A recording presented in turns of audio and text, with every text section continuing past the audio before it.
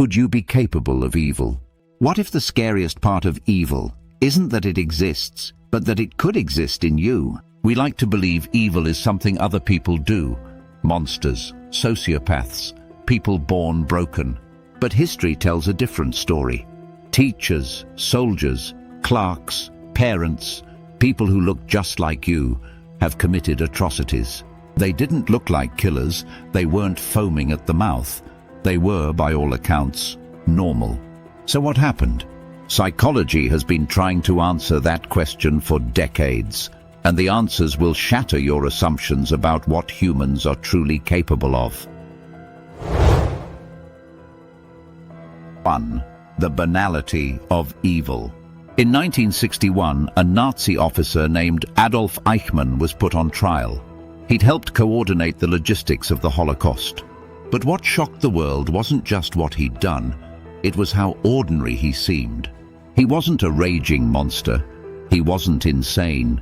He spoke softly. He followed orders. He seemed average. Philosopher Hannah Arendt called it the banality of evil. Evil doesn't always scream. Sometimes it whispers. It follows procedures. It stamps documents. And that's what makes it terrifying, because it hides in systems, in obedience, in routine. Eichmann wasn't a sadist.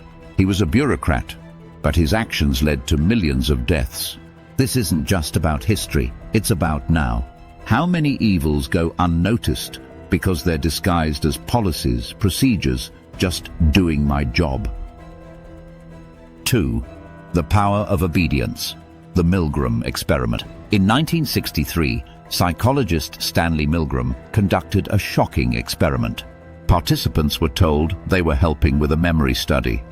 They were instructed to give electric shocks to another person when they answered questions incorrectly. What they didn't know, the person being shocked was an actor. The shocks were fake, but the emotional reactions were real. People screamed, begged, cried, and most participants kept going. Why? Because a man in a white lab coat told them to. 2/3 of people were willing to administer what they believed were fatal shocks. They weren't psychopaths. They were ordinary people, just like you. Milgram's study showed how easily authority can override conscience. When told the experiment must continue, people handed over their morality. This is how atrocities happen, not just through cruelty, but through compliance. 3. The Lucifer effect. How good people turn evil. Psychologist Philip Zimbardo coined the term the Lucifer effect to explain how ordinary people commit evil acts. His infamous Stanford prison experiment put college students into the roles of guards and prisoners. It was supposed to last 2 weeks. It was shut down after just 6 days. Why? Because the guards became sadistic.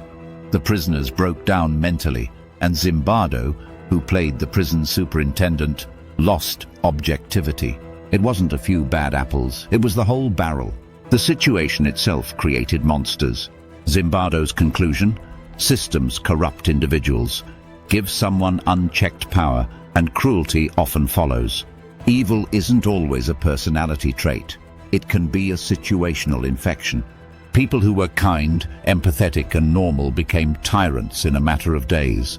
And it didn't take guns or bloodlust, just uniforms, rules, and a shift in identity. 4.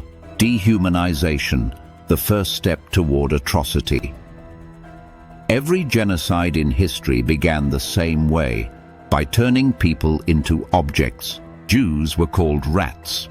Rwandan Tutsis were called cockroaches. Victims become less than human. Why? Because it's easier to hurt what you don't see as real. Dehumanization isn't just political, it's psychological. The moment we stop seeing others as people with feelings, families, and dignity, we open the door to cruelty. Even in daily life, we do this. Think about how people talk online. Trolls don't think they're hurting real people. They see avatars, usernames, targets. And once you remove humanity from the equation, empathy dies. Evil doesn't start with murder, it starts with language, labels, and distance. 5. Would you do it? the uncomfortable truth. Most of us like to believe, "I'd never do something like that." But studies show otherwise. Context, stress, fear, peer pressure, they bend morals. In the right or wrong situation, almost anyone can become a participant in harm. That doesn't make you evil. It makes you human. But it's awareness of this truth that helps prevent it. Evil isn't some external force, it's a human possibility. And the more we pretend we're immune, the more vulnerable we become.